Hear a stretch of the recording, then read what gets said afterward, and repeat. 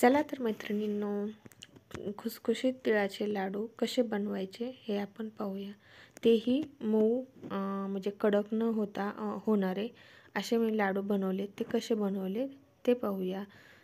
नमस्कार, मी मधुराच cook and क्रिएशनमध्ये तुमचं स्वागत। बघा किती छान असा विकत्रीच्या लाडूप्रमाणे त्याचा आकार पण छान आलेला आहे, कलर पण छान आलेला आहे आणि नुसतं दिसतच नाही चवीला पण खूप छान झालेत। आता मकर संक्रांत आली आहे, त्याच्यामुळे मी आज हे लाडू करून घेतलेले आहेत। त्यासाठी मी 2 बाउल गूळ घेतलेला आहे आणि म्हणजे वेळीवर चिरून घेतला होता। 2 वाट्या तीळ घेतलेत आणि तीळ मी भाजून घेतलेत। मी ते दाखवलेले नाही आहेत, पण भाजून घेतलेले आहेत तीळ। पुढं मी दाखवतेच ते। आणि 2-2.5 चमचे मी तूप घेतलेले। तूप घेऊन मी पॅनमध्ये ते तूप टाकलेले। त्याच्यामध्ये मी आता गूळ टाकून घेते। ते 2 बाउल मी जो गूळ घेतला होता, म्हणजे साधारणपणे की नाही पाव किलो गूळ असेल आणि पाव किलो तीळ असेल। मी अर्धा किलोचं प्रमाण मी सांगते तुम्हाला, पण मी करताना पाव किलोचंच केलेलं आहे। अशा प्रकारे मी वेळीवर मी गूळ चिरून घेतलेला होता आणि त्याच्यात तुपात मी तो आता पाक करून घेत आहे। एवढं लक्षात ठेवायचं की तिळाचे लाडू करताना म्हणजे कोणतीही कृती करताना गॅस हा मंदच ठेवायचा, जास्त फुल करायचा नाही तर करपतो किंवा चिटकला जातो गूळ। आपल्याला जास्त पातळ पण करायचा नाही, त्याचा पाक होईल असा पूर्ण नाही करायचा। गूळ आणि तीळ मिक्स होईल अशा साधारण अशा प्रकारे तो गूळ आपल्याला म्हणजे पातळ करून घ्यायचा आहे। अजून नाही झालेला, थोडंसं हलवत राहायचं तो, म्हणजे खाली चिटकुनी म्हणून, आणि तो जे तुकडे मोठे झाले होते ते विरघळतील असं, म्हणजे गरम व्हायला लागलं की गुळाच्या म्हणजे जो खडे आहेत ते वितळायला लागतात। मी इथं ड्रायफ्रूट घेतले होते आणि मी थोडे खिसून किंवा मिक्सरवर थोडं ओबडधोबड करून घेतले होते, तेही त्यात टाकलेले आहे। आणि त्याच्यानंतर मी 2 बाउलचे तीळ भाजून घेतलेले होते ते मी टाकून घेतलेलं आहे त्याच्यात। अशा प्रकारे ते पूर्ण हलवून घ्यायचं। सुरुवातीला आपल्याला वाटतं की गूळ कमीच पडलाय का, पण तसं नसतंय, कारण खाली पॅनला चिटकलेला असतो त्याच्यामुळे वाटत नाही। जसं जसं तीळ त्यात मिक्स होईल तसं तो आपल्याला व्यवस्थित दिसायला लागतो।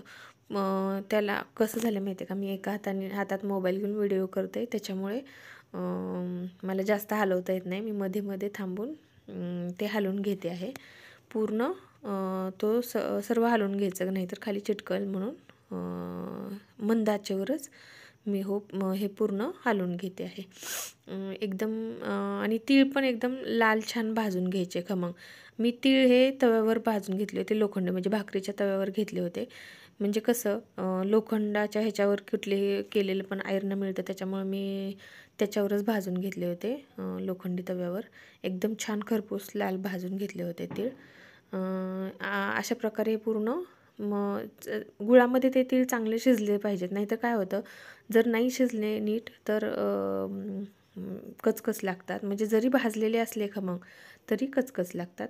त्याच्यामुळे एकदम छान ते तीळ भाजून घ्यायचे आणि गुळामध्ये चांगलं त्या पाकात शिजल्यासारखं व्हायला पाहिजे।